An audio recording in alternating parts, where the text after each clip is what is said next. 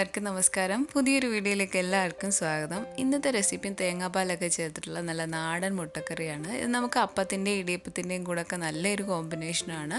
അതുപോലെ വളരെ സിമ്പിളായിട്ട് നമുക്ക് ഈ ഒരു മുട്ടക്കറി തയ്യാറാക്കിയെടുക്കാം. അപ്പോൾ അതെങ്ങനെയാണ് തയ്യാറാക്കുന്നതെന്ന് നോക്കാം. മുട്ടക്കറി തയ്യാറാക്കാനായിട്ട് ഞാനിവിടെ അടികട്ടിയുള്ള ഒരു പാത്രം വെച്ച് അതിലേക്ക് 2 ടേബിൾ സ്പൂൺ വെളിച്ചെണ്ണയാണ് ഒഴിച്ചു കൊടുക്കുന്നത്. അപ്പോൾ ഈ ഒരു കറിക്ക് വെളിച്ചെണ്ണ ആയിരിക്കും നല്ല ടേസ്റ്റ്. അപ്പോൾ വെളിച്ചെണ്ണ ചൂടായി വരുമ്പോൾ അതിലേക്ക് 1/2 ടീസ്പൂൺ കടുക് ഇട്ട് കൊടുക്കാം.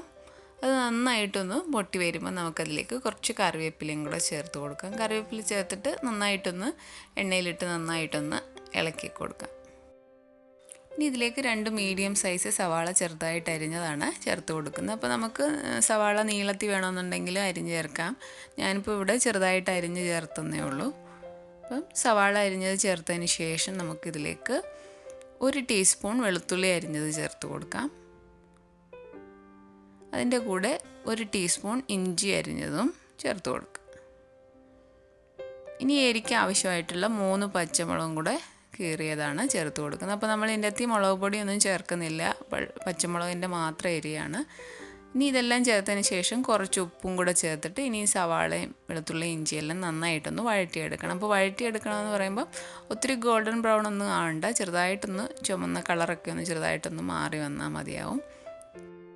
അപ്പോൾ സവാളയൊക്കെ നന്നായിട്ട് കളറ് മാറി നന്നായിട്ട് വഴറ്റിയെടുത്തിട്ടുണ്ട്. ഇനി ഇതിലേക്ക് നമുക്ക് പൊടികളൊക്കെ ചേർത്ത് കൊടുക്കാം. ആദ്യം ചേർത്ത് കൊടുക്കുന്നത് മല്ലിപ്പൊടിയാണ്. 2 ടീസ്പൂൺ മല്ലിപ്പൊടിയാണ് ചേർത്ത് കൊടുക്കുന്നത്. അതിനുശേഷം 1/4 ടീസ്പൂൺ മഞ്ഞൾപ്പൊടി, അതിൻ്റെ കൂടെ 1 ടീസ്പൂൺ പെരുംജീരകത്തിൻ്റെ പൊടിയും കൂടെ ചേർത്ത് കൊടുക്കുക. ഈ പെരുംജീരകത്തിൻ്റെ പൊടിയാണ് ഈ ഒരു മുട്ടക്കറിക്ക് നല്ലൊരു ടേസ്റ്റ് കൊടുക്കുന്നത്. അപ്പോൾ നമ്മൾ വേറെ മസാലകളൊന്നും ചേർക്കുന്നില്ല, ഈ 3 മസാലകളാണ് ചേർത്ത് കൊടുക്കുന്നത്. ഈ തീ കുറച്ച് വെച്ചിട്ട് പൊടികളുടെ പച്ചമണം മാറുന്നത് വരെ നന്നായിട്ടൊന്ന് ഇളക്കിയെടുക്കാം.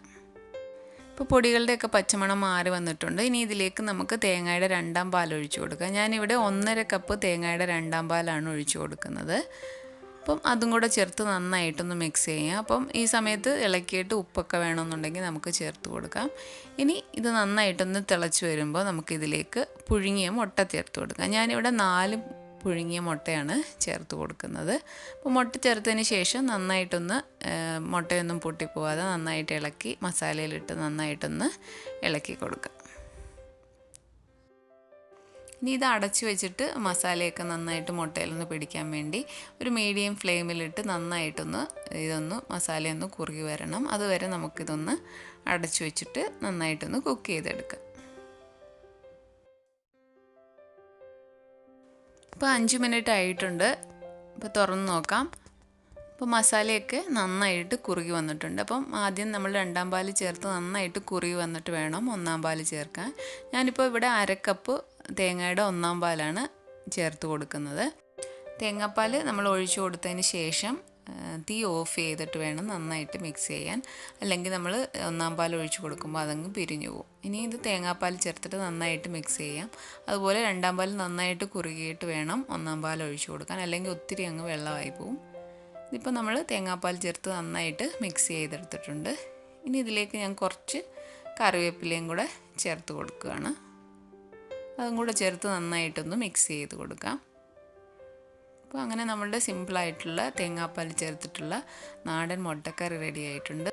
അധികം മസാലകളൊന്നും ഇല്ലാത്ത നല്ല സിമ്പിളായിട്ടുള്ളൊരു മുട്ടക്കറിയാണിത്. അപ്പോൾ ഈ ഒരു മുട്ടക്കറി നമുക്ക് അപ്പത്തിൻ്റെ ഇടിയപ്പത്തിൻ്റെ കൂടെ നല്ലൊരു കോമ്പിനേഷനാണ്, നല്ല ടേസ്റ്റി ആയിട്ടുള്ളൊരു മുട്ടക്കറിയാണ്. അപ്പോൾ നിങ്ങൾക്ക് ഈ വീഡിയോ ഇഷ്ടപ്പെട്ടാൽ ശരണ്യാസ് റെസിപ്പി ചാനൽ സബ്സ്ക്രൈബ് ചെയ്യുക, അതുപോലെ ലൈക്ക് ചെയ്യുക, ഷെയർ ചെയ്യുക. പുതിയൊരു വീഡിയോ ആയിട്ട് കാണാം. താങ്ക്